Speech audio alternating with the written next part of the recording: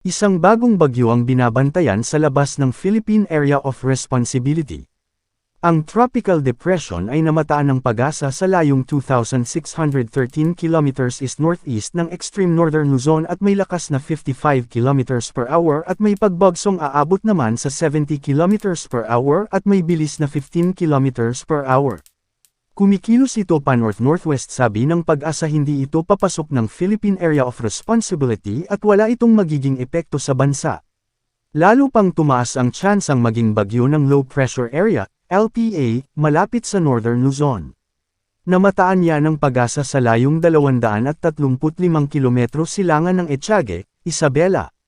Kung sakaling maging isang bagyo ang nasabing LPA ay tatawagan yan na bagyong Bising. Apektado ng low pressure area ang Ilocos Region, Cordillera, Cagayan Valley Region, Aurora, at Nueva Ecija. Makakaranas naman ng light to moderate rains ngayong umaga sa ilang panig ng bansa kabilang ang northern at central Luzon.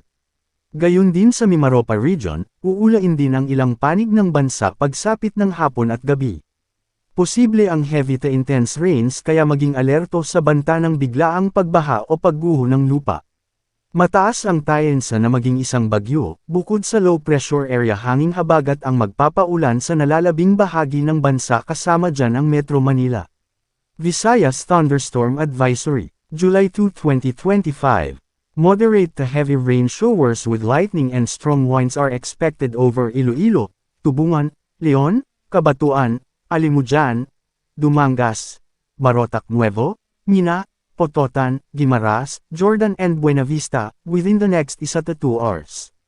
The above conditions are being experienced in Antique, Anini, Iloilo, San Joaquin, Miagao, Gimbal, Tigbawan, Oton, Iloilo City, Leganes, Pavia, Santa Barbara, San Miguel, New Lucena, Zaraga and Igbaras, which may persist within 1 to 2 hours and may affect nearby areas.